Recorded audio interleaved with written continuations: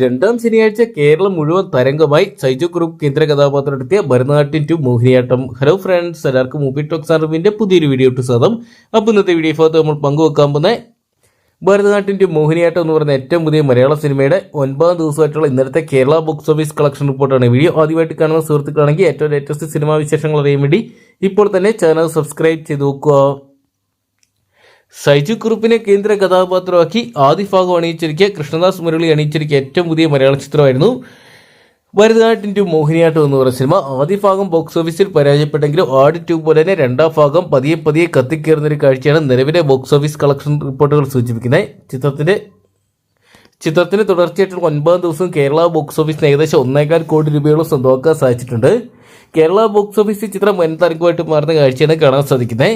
പള്ളിച്ചട്ടമ്പി, ഒരു ദുരൂഹ സാഹചര്യത്തിൽ തുടങ്ങിയ ചിത്രങ്ങളെല്ലാം തന്നെ വിഷു പ്രമാണിച്ച് ഈ ആഴ്ച തിയേറ്ററിലോട്ട് എത്തിയിട്ടുണ്ടെങ്കിലും വാഴ 2-ന് ശേഷം കേരള ബോക്സ് ഓഫീസിൽ തരംഗമായിട്ട് മാറുന്നത് ഭരതനാട്യം ടു മോഹിനിയാട്ടം മാത്രമാണ്. എന്തൊക്കെയാണ് ചിത്രത്തിന് ഇതിനോടൊപ്പം തന്നെ വേൾഡ് വൈഡ് ബോക്സ് ഓഫീസ് 15 കോടി രൂപ സ്വന്തമാക്കാൻ സാധിച്ചിട്ടുണ്ടായിരുന്നു.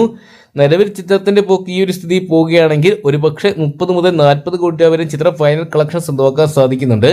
ഒരു ലോ ബഡ്ജറ്റ് ചിത്രമായിരുന്നു ഭരതനാട്യം ടു മോഹിനിയാട്ടം എന്ന് പറയുന്ന സിനിമ. സൈജു ഗ്രൂപ്പിനോടൊപ്പം തന്നെ സുരാജ് വെഞ്ഞാറമൂടിന്റെ അഴിഞ്ഞാട്ടം തന്നെ ചിത്രത്തിലുടനീളം കാണാൻ സാധിക്കുന്നുണ്ടായിരുന്നു. എന്തൊക്കെയാണ് തിയേറ്ററുകളിൽ ഒരു പൊട്ടിച്ചേരി തന്നെയാണ് ചിത്രം സമ്മാനിക്കുന്നത്.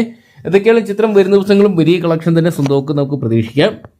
അപ്പോൾ ഭരതനാട്യം ടു മോഹിനിയാട്ടം എന്ന് പറയുന്ന സിനിമ നിങ്ങൾ ഇതിനോട് തന്നെ കണ്ടിട്ടുണ്ടെങ്കിൽ സിനിമയെക്കുറിച്ചുള്ള നിങ്ങളുടെ വലിയ അഭിപ്രായങ്ങൾ കമന്റ് ബോക്സിൽ പങ്കുവെക്കുക. വീഡിയോ ഇഷ്ടപ്പെട്ടെങ്കിൽ ലൈക്ക് ചെയ്യാനും ഷെയർ ചെയ്യാനും ചാനൽ സബ്സ്ക്രൈബ് ചെയ്യാനും മറക്കണ്ട.